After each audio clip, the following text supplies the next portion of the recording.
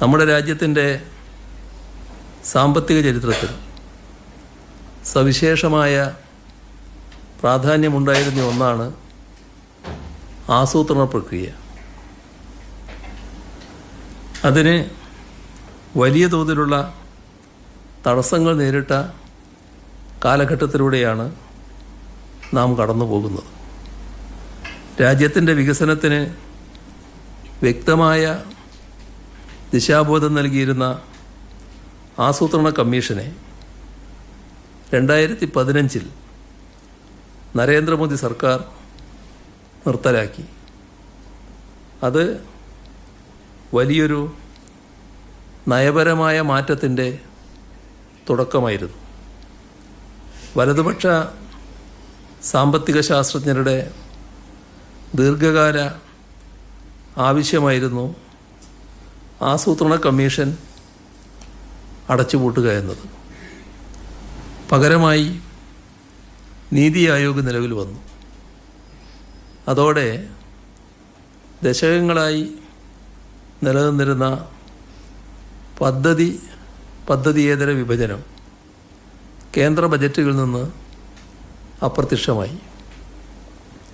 സാങ്കേതികവും ശാസ്ത്രീയവുമായ ആസൂത്രണത്തിന് പകരം ബജറ്റ് വീതത്തെക്കുറിച്ചുള്ള തീരുമാനങ്ങൾ ധനമന്ത്രാലയത്തിൻ്റെ രാഷ്ട്രീയ താൽപ്പര്യങ്ങൾക്കും തീരുമാനങ്ങൾക്കും മാത്രമായി വിട്ടുകൊടുക്കുന്ന അവസ്ഥയിലേക്കെത്തി. കേന്ദ്രത്തിൻ്റെ ഈ നടപടിക്ക് പിന്നാലെ ഭൂരിഭാഗം സംസ്ഥാനങ്ങളും ആസൂത്രണ ബോർഡുകൾ പിരിച്ചുവിട്ടു. തൊട്ടടുത്ത 2 വർഷങ്ങളിൽ ഇത് 12.2% ആസൂത്രണ ബോർഡുകൾ ഉണ്ടായിരുന്ന കാലത്തെ അപേക്ഷിച്ച് ഇപ്പോഴും പിന്നിലാണ്. ചുരുക്കത്തിൽ ആസൂത്രണ സംവിധാനങ്ങൾ ഉപേക്ഷിച്ചത് വഴി സംസ്ഥാനങ്ങളിൽ മൂലധന നിക്ഷേപം വർദ്ധിച്ചില്ല. അത് കുറയുന്ന പ്രവണതയാണ് കണ്ടുവരുന്നത്.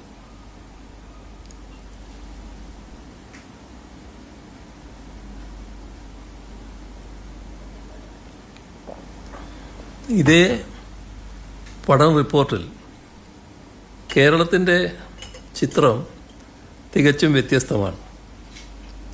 കേന്ദ്രം ആസൂത്രണ കമ്മീഷനെ ഉപേക്ഷിച്ചപ്പോഴും ആസൂത്രണ പ്രക്രിയയുമായി ശക്തമായി മുന്നോട്ട് പോകാനാണ് കേരള സർക്കാർ തീരുമാനിച്ചത്.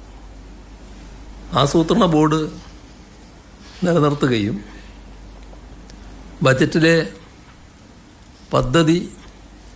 പദ്ധതിയേതര വ്യത്യാസങ്ങൾ തുടരുകയും ചെയ്ത കേരളത്തിൻ്റെ രാഷ്ട്രീയ നിലപാട് ശരിയായിരുന്നുവെന്ന് കണക്കുകൾ സാക്ഷ്യപ്പെടുത്തുന്നു. 12ാം പഞ്ചവത്സര പദ്ധതി കാലത്ത് കേരളത്തിൻ്റെ മൂലധന ചെലവ് 6.3%. ആസൂത്രണ ബോർഡുകൾ ഇല്ലാതാക്കി മറ്റ് സംസ്ഥാനങ്ങൾ തളർന്നപ്പോൾ കേരളം ആസൂത്രണം ശക്തിപ്പെടുത്തിയതിലൂടെ 2017-22 കാലയളവിൽ ഇത് 7.5% വർദ്ധിപ്പിച്ചു. തുടർന്നുള്ള 2022-24 വർഷങ്ങളിൽ ഇത് വീണ്ടും ഉയർന്നു 8.2% ഉയർന്നു. ബജറ്റ് കണക്കുകൾ മാത്രം ആധാരമാക്കിയുള്ള NIPFP പഠനത്തിൽ കിഫ്ബി വഴിയുള്ള ബൃഹത്തായ നിക്ഷേപങ്ങൾ ഉൾപ്പെട്ടിട്ടില്ല. കിഫ്ബിക്ക് സർക്കാർ നൽകുന്ന പണം കേന്ദ്ര ബജറ്റ് വർഗീകരണം അനുസരിച്ച് റവന്യൂ ചെലവായാണ് കണക്കാക്കുന്നത്. ഈ തുക കൂടി പരിഗണിച്ചാൽ കേരളത്തിലെ മൂലധന ചെലവ് റിപ്പോർട്ടിൽ പറയുന്നതിനേക്കാൾ എത്രയോ മുകളിലാണ്.